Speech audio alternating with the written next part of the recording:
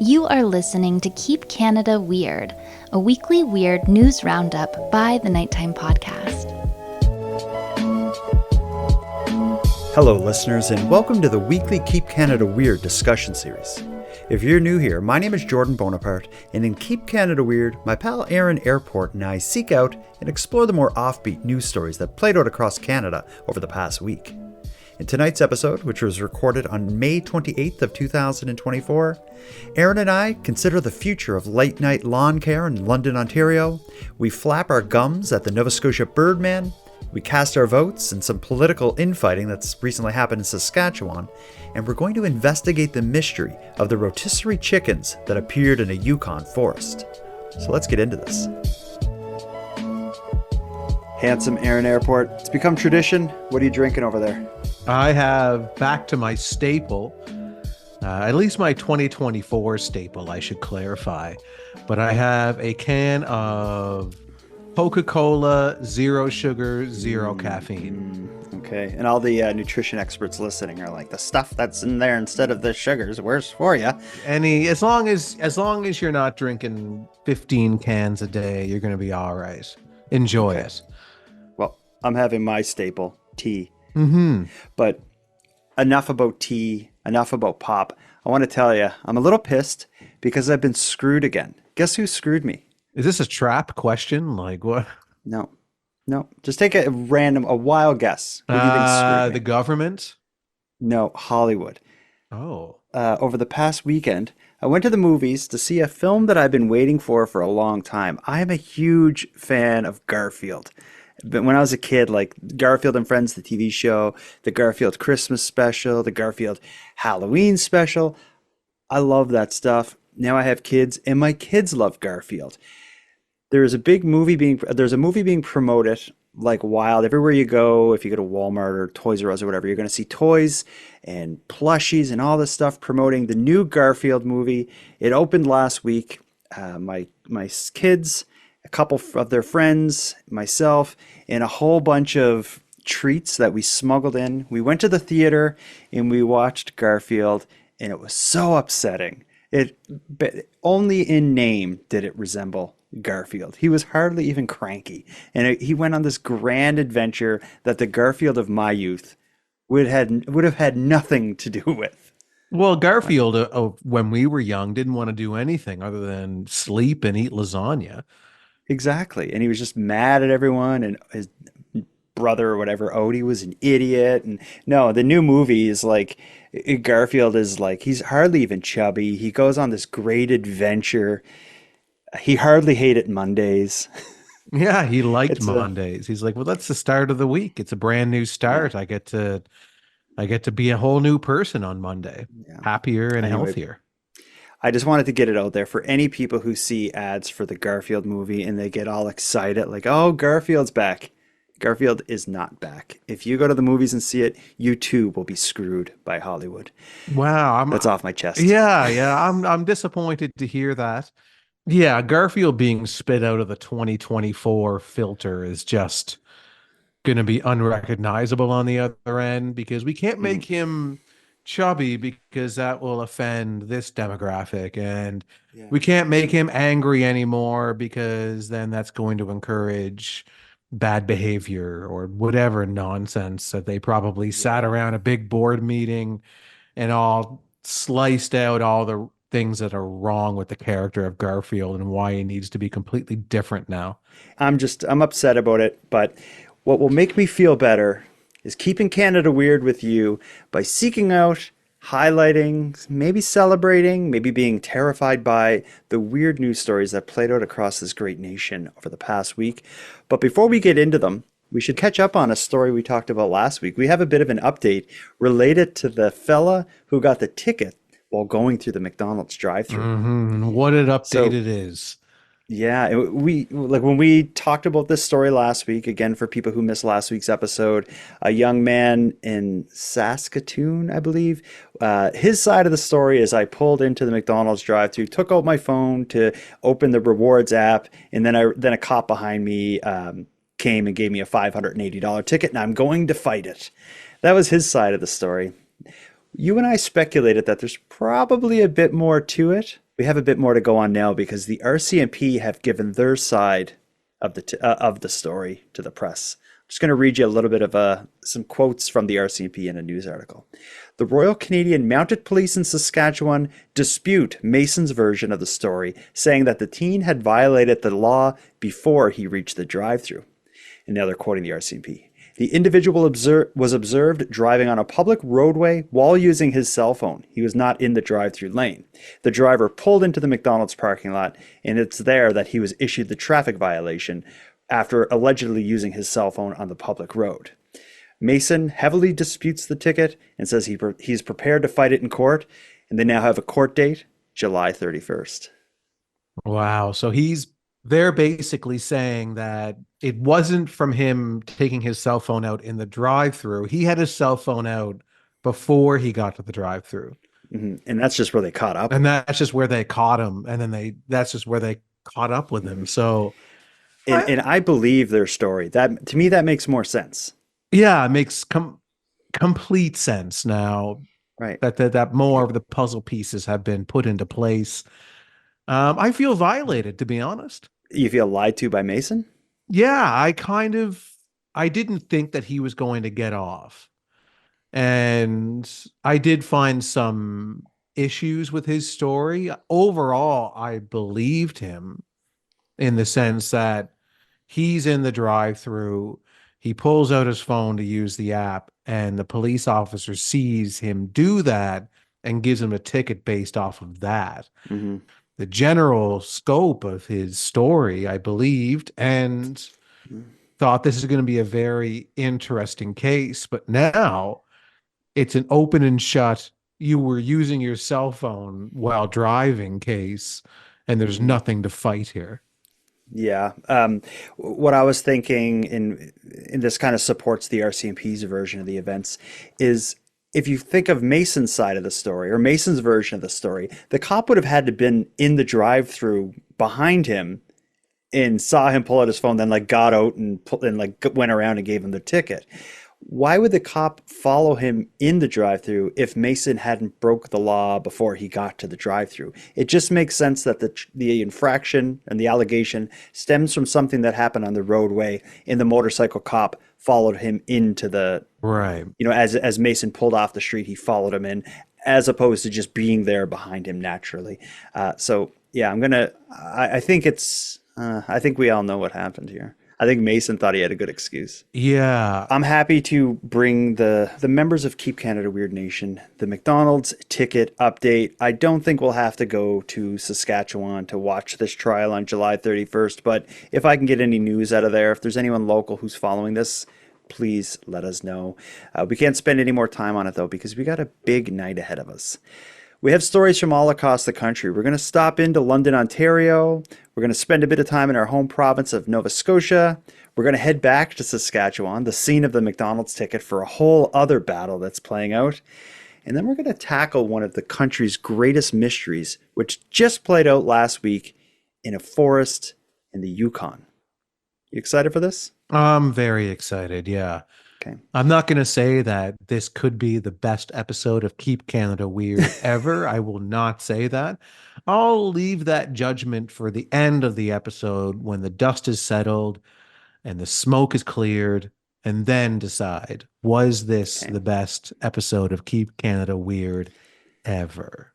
What may make it the best episode ever is not only do we have a collection of great stories, we also have Keep Canada Weird correspondents from across the world who will drop by throughout the episode to weigh in on a topic we both enjoy, and that is June bugs. It's that time of year. June bugs are crawling out of the ground, and I guess you call it flying. They're just kind of like launching themselves headfirst into our doors and our windows. Yeah, I don't call it flying. I call it air flopping. Yeah, air flopping, and then they die. So in the morning when you walk out your door, you step on them and hear a disgusting crunch. We have listeners. Last week we requested listeners contact us with their thoughts or stories on June bugs. We got a whole bunch of them. So before we get into our Keep Canada Weird stories, let's stop in with Mary Mack, and she's going to talk to us about June bugs. Hey, handsome Aaron Airport and Jordan bus stop Bonaparte. This is Mary Mack calling from Texas about June bugs. Just to say that here in Texas, June bug season probably starts in April and it's pretty much over by June. But it's nice to have a break from the flying roaches. So I kind of find them quaint.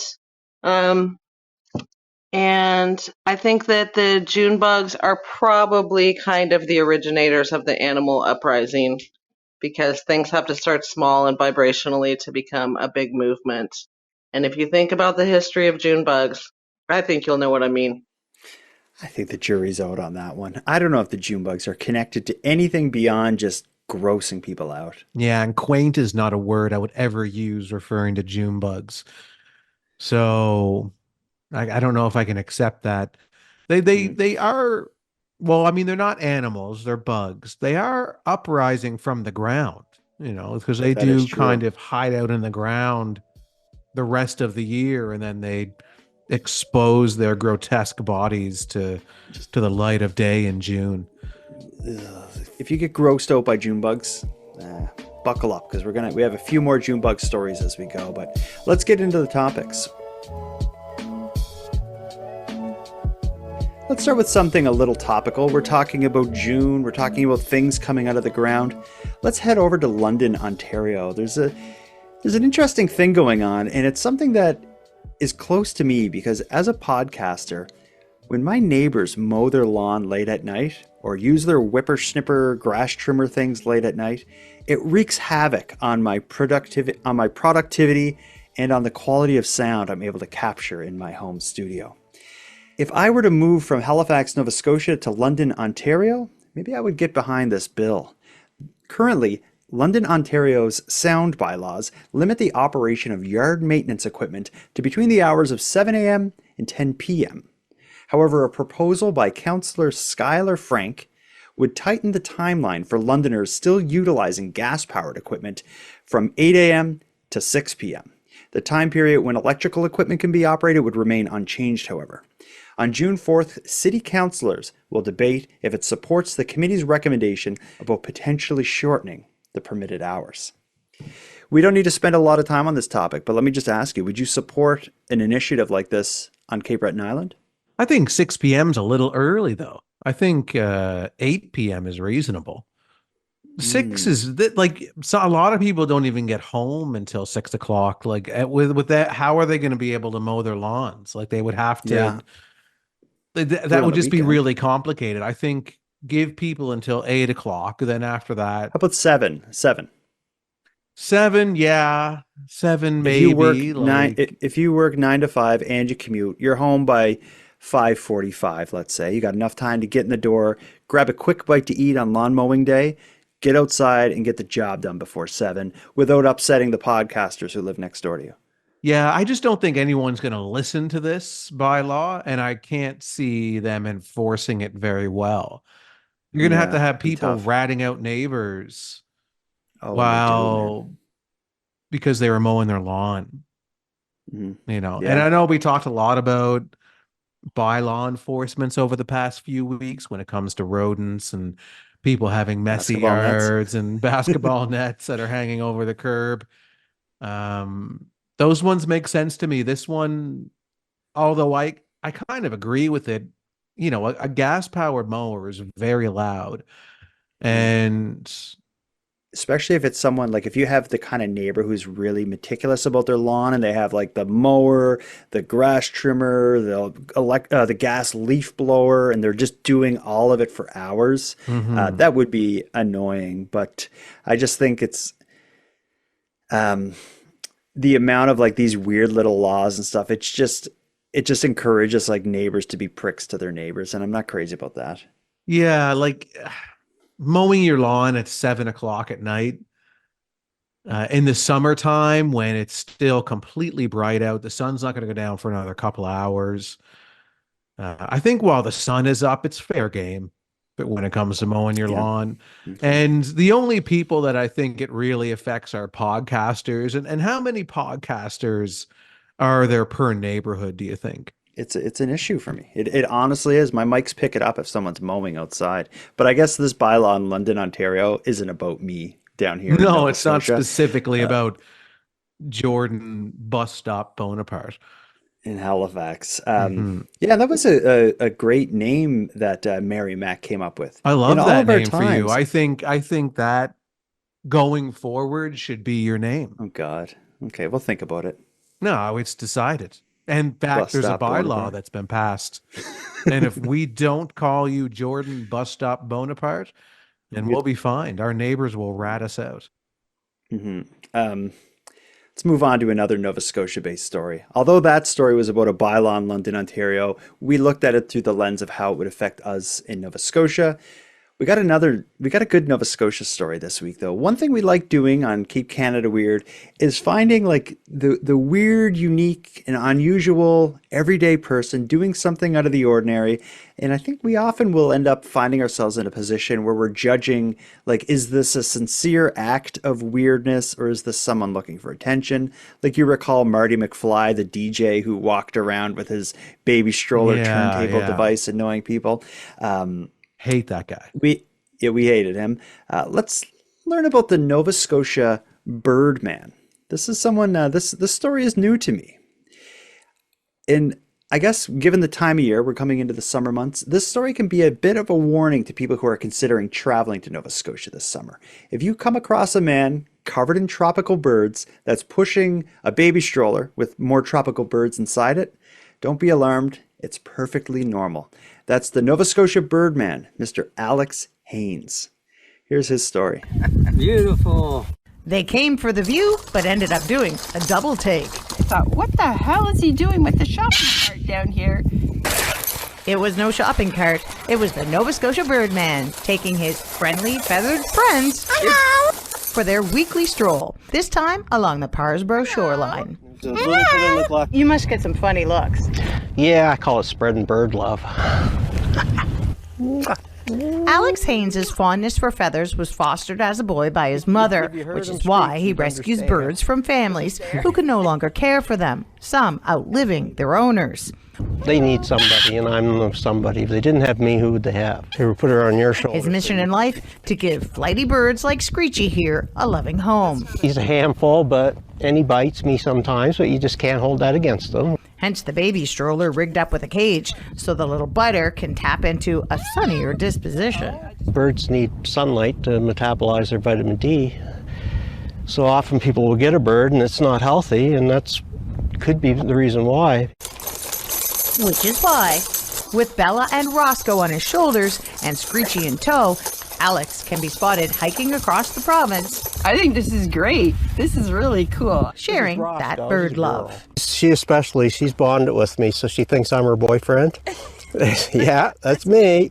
Bella, the African grey, likes to sit on shoulders for selfies, She's had her picture taken on hundreds and hundreds of people's shoulders. many of whom think their phones are going off mid-pick. She does notification noises, she does ringtones. Oh, there she did it. She just did it. Now, it's important to note that Bella does have a bit of a potty mouth. She says the F word quite frequently. Fortunately, she's a little shy with the F-bomb around strangers. So if you spot the Birdman while on a family hike this summer, no need to cover the kids' ears. Shelley Steeves, Global News, Parsbro, Nova Scotia. Let's just do the vote right up front. We're looking at when we find a story like this of a weird, unique, offbeat person doing weird, unique, offbeat stuff, we will judge the sincerity of their weirdness. I'm going to give that guy straight A's for being a sincere kind of weirdo. Yeah, I agree that his weird sincerity is off the charts. And I was watching this story very closely, and as I'm watching the news coverage of it, I'm thinking, do I support this guy or not? Okay. And I was on board with him until he made it sexual towards the end. She thinks I'm her boyfriend. She thinks I'm her boyfriend, and I think she's my girlfriend too. As opposed to like she thinks I'm her father or owner or something. Yeah, why did I guarantee there was nothing that bird ever did in the history of its existence to insinuate Any any romantic or romantic sexual. relationship or anything sexual towards this man. He is 100% making that up. That's what he wants it to be.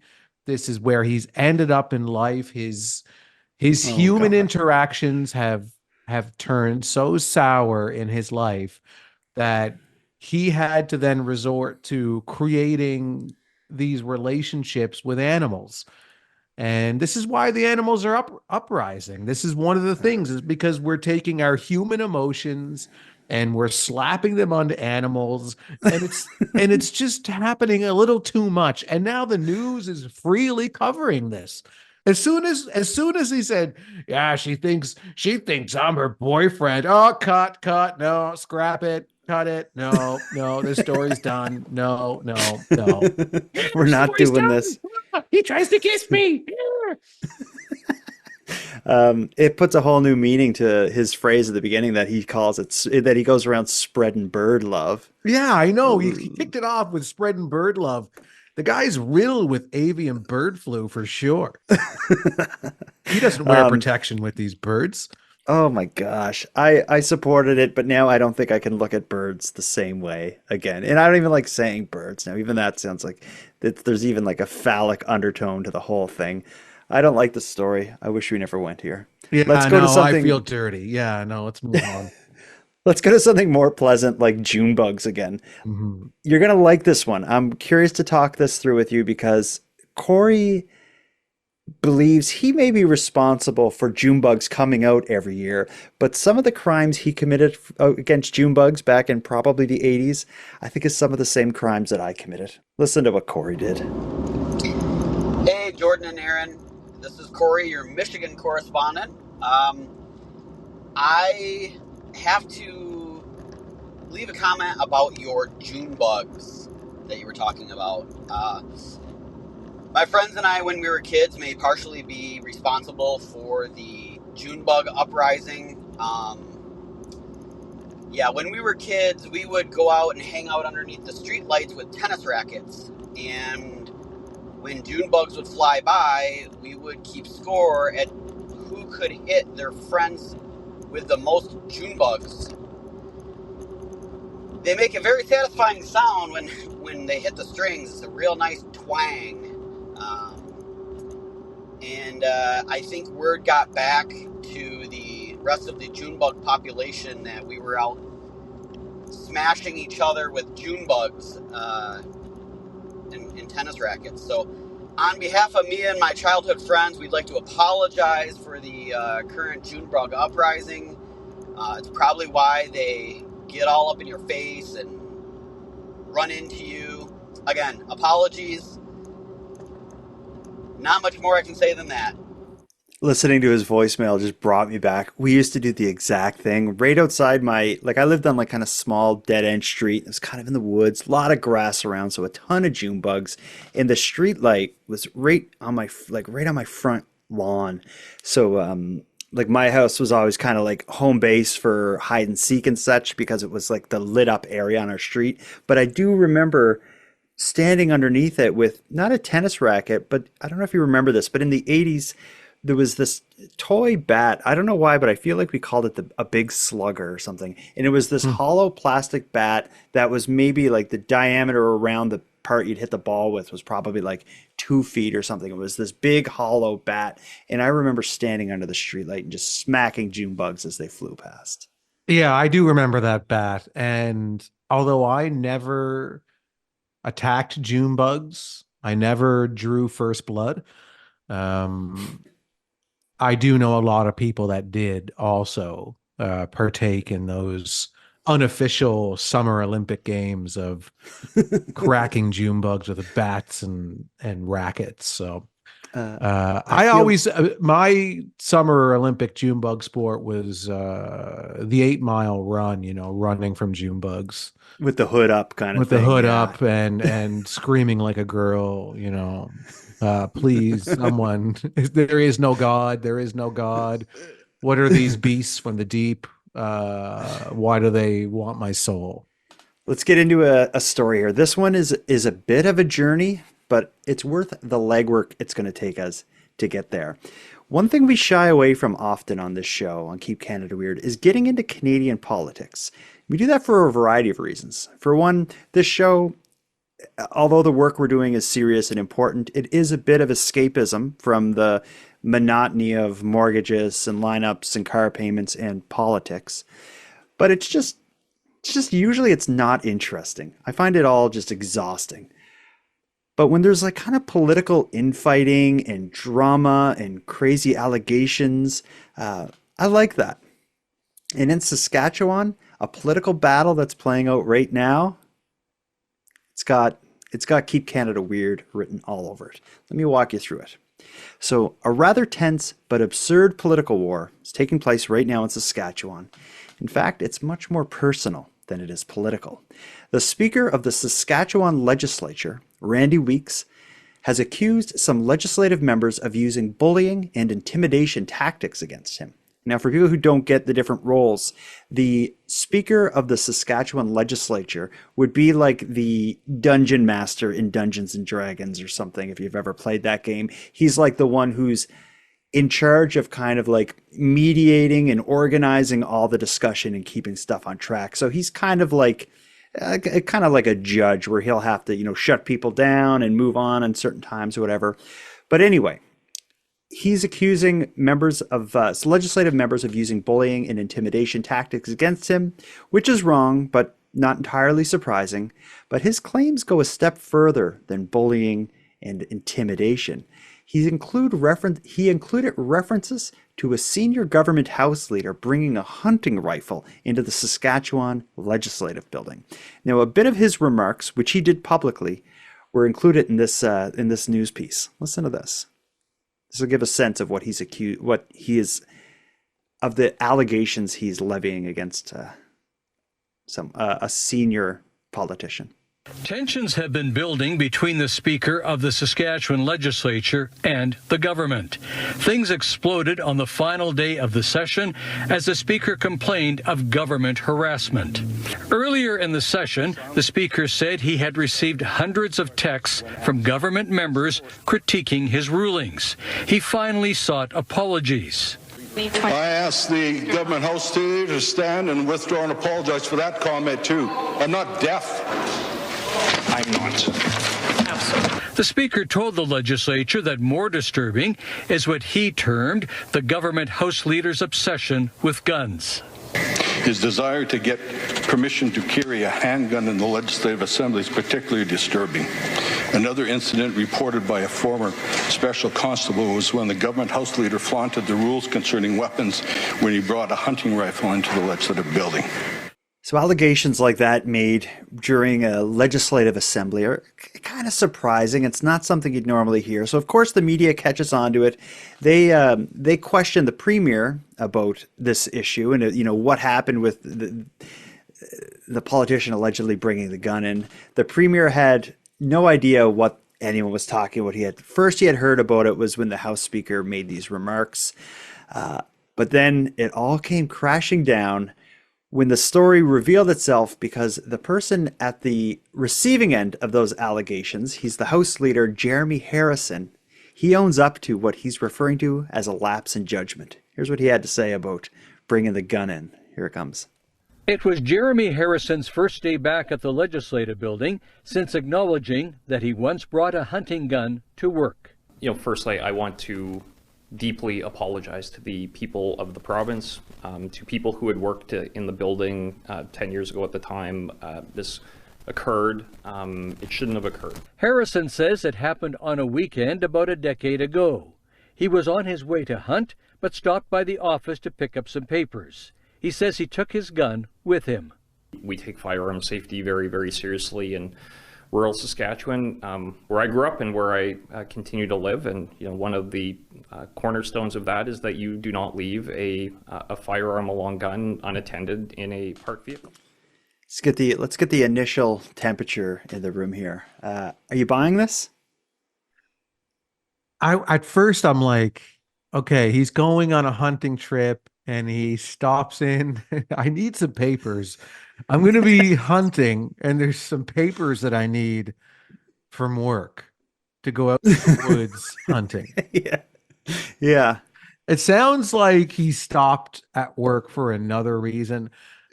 When he With a said, rifle. yeah, but when he said, we take gun safety very seriously, and you're not supposed to leave a long gun unattended in a vehicle. Mm-hmm. So I do buy that. I'm not a gun owner. I'm not a gun enthusiast. I'm not somebody who is knowledgeable about what the exact gun laws are province to province. So I can't speak to knowing definitively that that is a rule, but it sure sounds like a rule to me. Mm-hmm. So that would explain why he would have to take the gun in there. What I gripe with and what I have a hard time wrapping my mind around is that he had to get a couple of papers before he goes hunting from work. I need those papers. I can't hunt without my work papers. Yeah, it does seem a little suspect. And him admitting he brought the gun in, the rifle into work, also doesn't explain like the House leader or the House Speaker also said like this guy seems to be requesting like permission to bring a handgun in as well for his like for the meetings and stuff. So I'm starting to think that this guy's just nuts. I don't know. I don't like the idea of bringing a rifle for any reason, papers or not, into like a legislative building. Yeah, it's 2024 and this was 10 years ago, but even in 2014, come on, the world was nuts then too. Mm-hmm. But here's the other slice of this story that I think needs to be looked at. And this is purely based off of judging somebody's character from a 2.5-minute news clip, right? Mm-hmm. So on one hand, you have this guy, he's saying it was a lapse in judgment. I was on my way hunting. I took the rifle in because I didn't want to leave it in the car. Sure, I have suspicious reasons as to why I stopped in at work and needed papers, but regardless, that's why I took the gun in, case closed. The other guy, is it the Speaker of the House? Is that who it is? That guy, like when I listen to him talk, and he strikes me as someone to exaggerate, probably. Well, there is some allegations that he's a sore loser. The premier referred to him as a sore loser because I guess he like ran for something and didn't get it, and maybe he's a little pissy about that. And I don't know. But I think if you are upset and the leverage you got over the people that you're upset with is that one of them brought a rifle into the Saskatchewan legislative building. And then he starts to add on to it. He wants to bring handguns in here too, and grenades and rocket launchers, and he wants to kill us all. Like he strikes me as the type, the Speaker of the House, of someone to just keep adding on until he gets the attention that he needs, because he referenced getting all of these hundreds of text messages about all of these things, right? He looks like somebody who's asking for it. Do you know what I mean?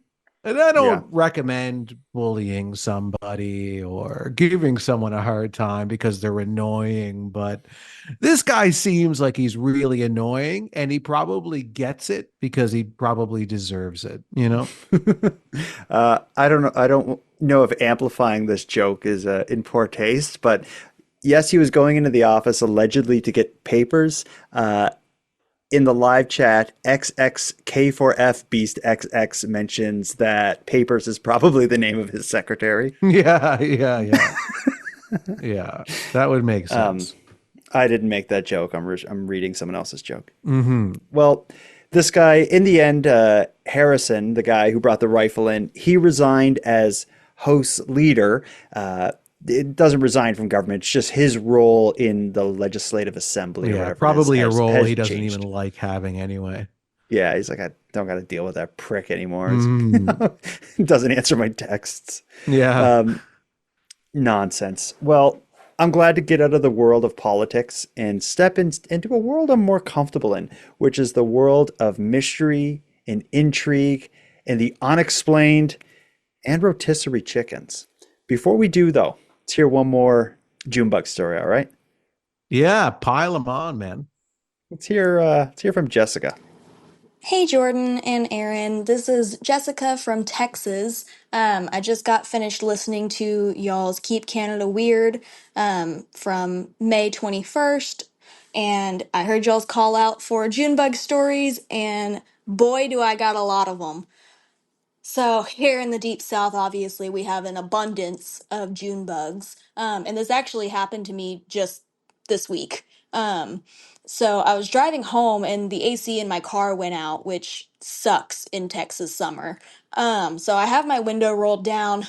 I'm driving home. It's speed limit's probably about 55 miles an hour, so I'm going about 60, and I have my window rolled down, and all of a sudden, a freaking June bug flies into my window and splatters all over my face.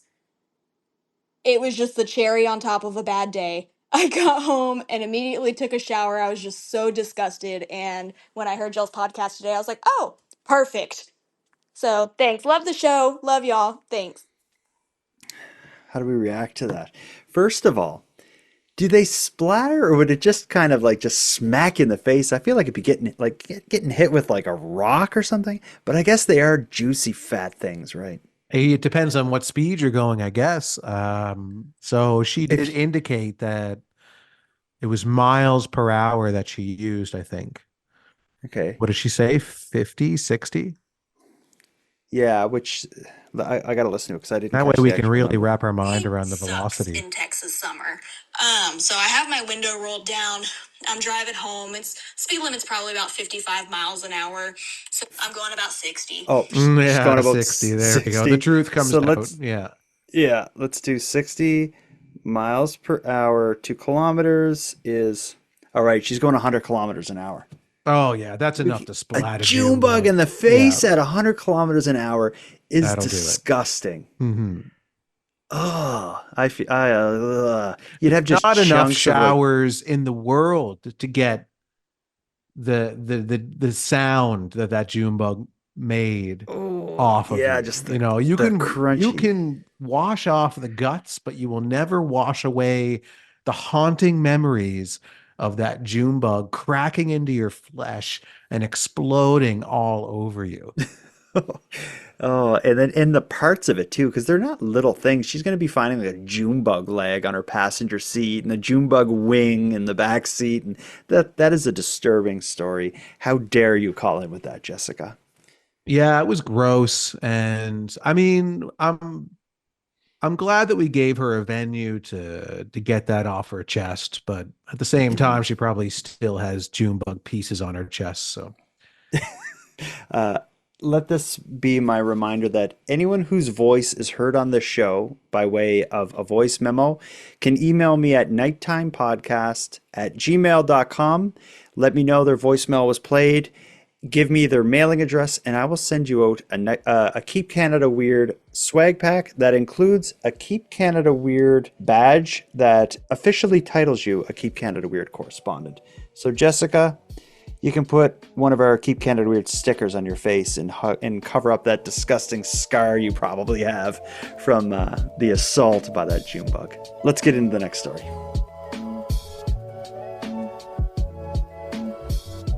This one is an adventure. Again, as I set it up at the beginning, I love mystery and intrigue, and I love rotisserie chickens. This story has all of it. Why don't you read this news article? If you have the notes in yes, front of you. I have it right in front of me here. Okay. Who would dump 40 rotisserie chickens in the Yukon woods? That's the question an Ibex Valley woman is asking after her dog, Osie, sniffed out what many canines would consider the motherlode of tasty treats. Linda Lamers was out for a walk with Osie when the dog caught the scent and found more than 40 rotisserie chickens dumped in a heap in the woods. There were also some side servings of chicken fingers and French fries. It may have been a dream come true for the dog, but it was less than ideal for lamers. Am I saying that right, you think? Lamers? Yeah, sure. Okay. I just feel like I'm pronouncing it the worst way You, possible. you probably are. Lamers? She's Lamers? I don't know. I just want to know why, Lamers said. That's a big, smelly bunch of cooked chicken. Also concerning was where the food was left. These weren't in a ditch, said Lamers. They would have had to have been dragged here intentionally.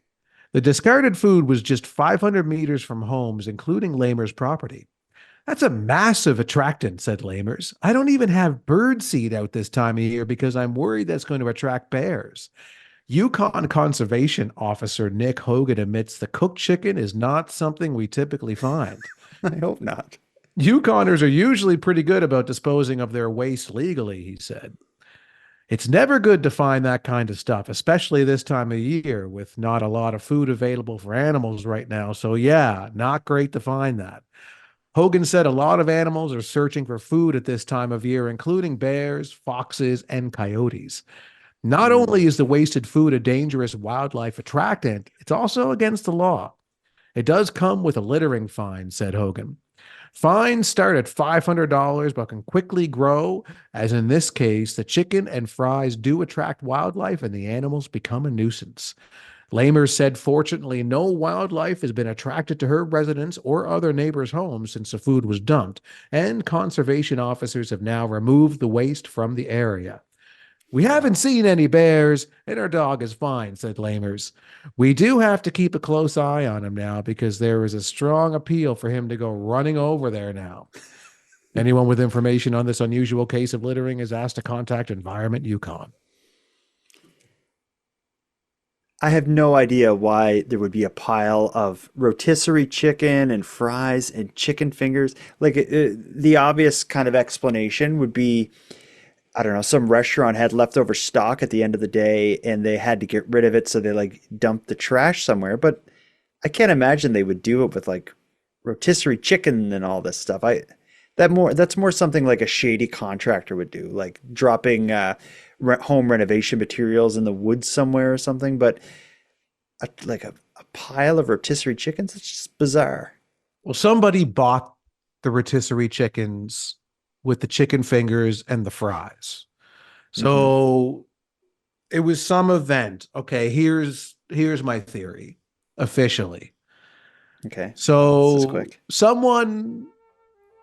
Maybe it's someone like the Birdman earlier from Nova Scotia. A lonely guy, you know. He has a job, maybe. And he sends out, it's his birthday coming up. He sends out invitations to his coworkers, to maybe some family members, nobody that he's close with, because he doesn't really have anyone close in his life. But he sends out a bunch of invitations and he organizes his own birthday party. So the day comes, he's rented a hall and he's decorated it all by himself. Balloons, streamers. He's got a big giant birthday cake because he sent out maybe 150 to 200 invitations because he thinks spaghetti against the wall, at least 20, 30, 40 of them are going to show up. He's sitting there waiting and he's got a big buffet of rotisserie chickens, chicken fingers, French fries, pop, you know, all the stuff, right? So the clock ticks down, 2 o'clock comes, nobody's there. 2:30 comes, nobody's there. 3 o'clock comes, nobody's showing up. And then he thinks, what the heck am I going to do with all these rotisserie chickens, chicken fingers, and French fries? So he's driving home. He's upset. He's like, I couldn't even get people there with free rotisserie chickens, chicken fingers, and French fries. So in an emotional fit of rage, he pulls over to the side. He's got a trunk full of rotisserie chickens, and he just carries them all into the woods and he drops them down. And he says, Nobody loves me. And these rotisserie chickens represent my entire life, tossed away in the woods.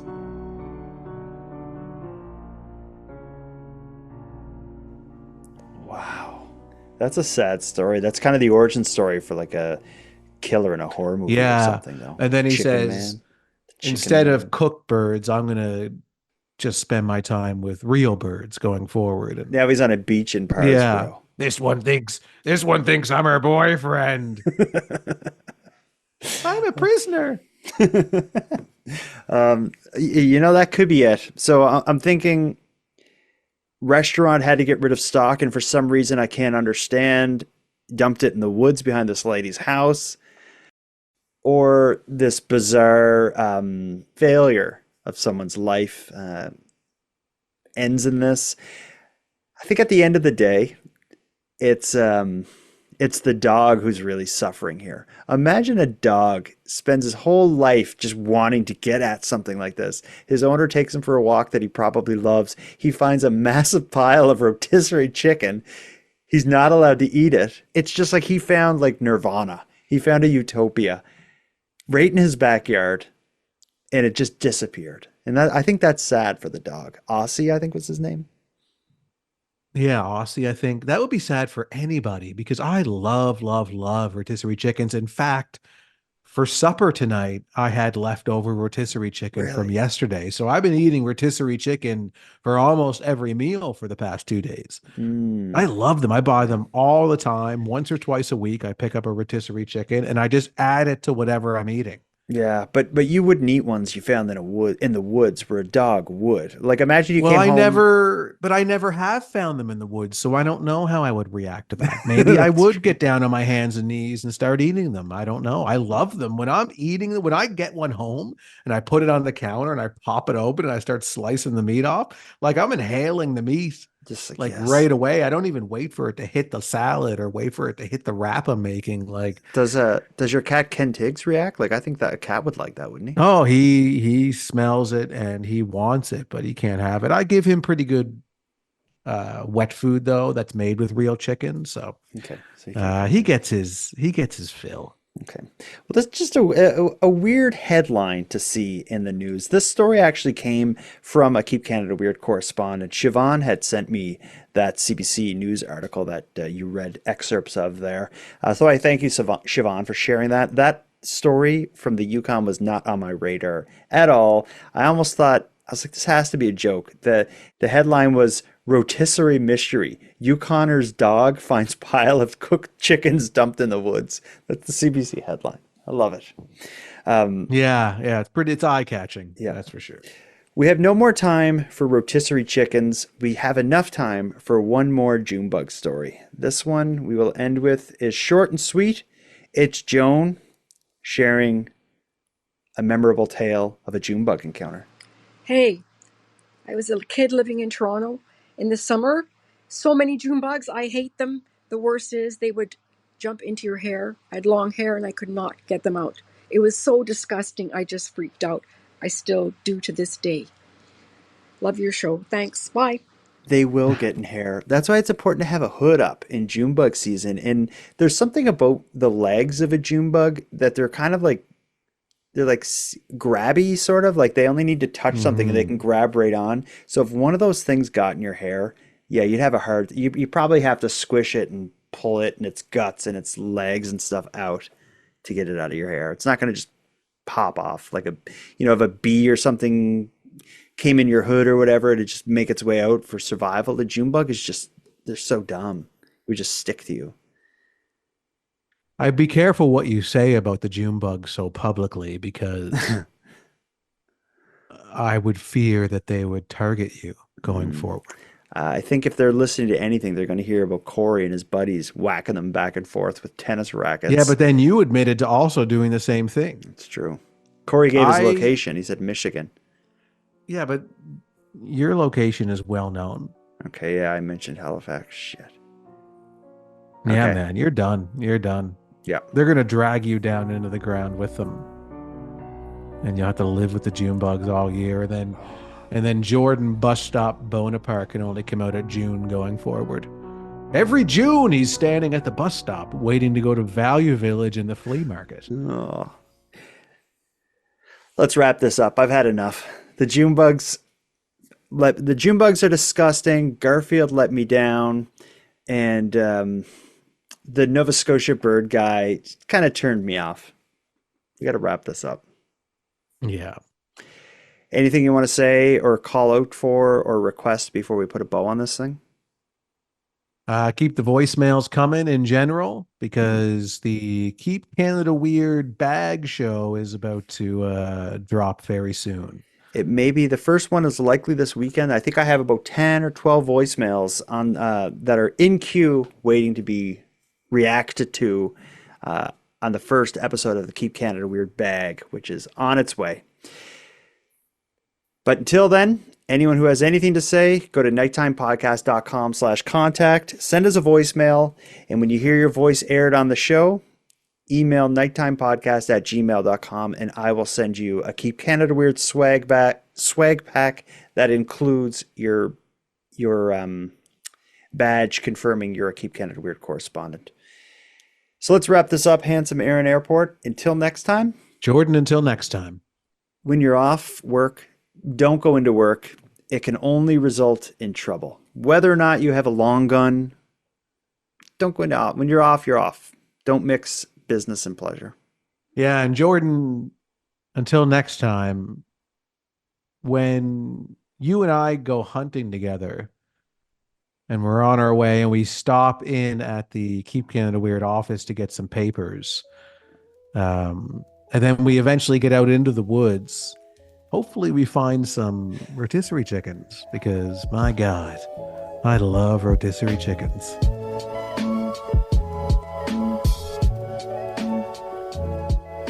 I want to thank you for helping Aaron and I fulfill our mission to keep Canada weird, but let us also call out to you for even greater support in this. If something weird happens in your neck of the woods, we want to hear about it. As well, if you have any thoughts, opinions, feedback, or theories on anything we discussed tonight, we want to hear about that as well.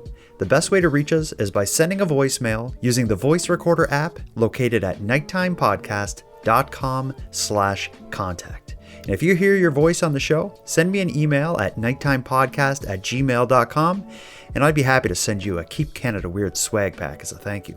Aaron and I are excited to hear from you. Now, before we part here, let me end with some thanks. First, a big thanks to Aaron for sharing an evening with me and with you, the listeners of Nighttime.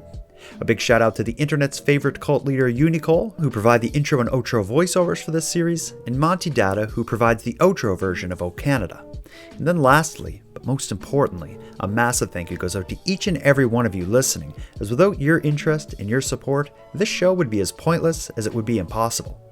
On the topic of support, I'm going to thank the newest subscribers to the Nighttime Podcast premium feed. Mark, Jeffrey, and Corey, thank you for your generous support. And for anyone else who'd like to support the show, you can do it in a variety of ways. First of all, a premium feed subscription costs just a couple dollars a month, and that money funds the creation of future episodes. But the premium feed will also give you those episodes 2 days early, give them to you ad-free, and give you access to a full back catalog of episodes. If that sounds like something you're interested in, you can go premium right now at patreon.com/nighttimepodcast. And even if you don't want to go premium, you can still support the growth of the show by sharing this episode on social media and telling all your like-minded friends about what we're doing here. Your support in growing this is very much appreciated. Now, until next time, take care of each other, hug your loved ones tight, and let us know if you see anything weird. Keep Canada Weird is written, hosted, and produced by the Nighttime Podcast. It'd be kind of cool to find some of that, although it's kind of Blair Witchy, right? No, it's juicy and wonderful. I don't know. I could see walking into the forest and just see it's dusk, sun setting. You can't mow your lawn anymore because it's past 7 or so. You're out in the woods walking, and there's just all these rotisserie chickens hanging from trees and weird little sculptures made out of chicken bones hanging from trees. I think that's creepy. I guess it's kind of hard to make chicken fingers creepy. Like a rotisserie chicken, sort of, because it could imply death, I guess. But a chicken finger, I don't think there's any context that they become creepy.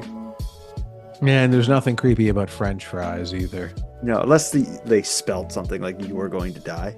If it's a combo pack, it's not creepy at all. If it's just the chicken carcasses, that's creepy. But if the pop is there, the fries are there, the coleslaw is there, it's not creepy. Yeah, then we know exactly what happened here. Yeah.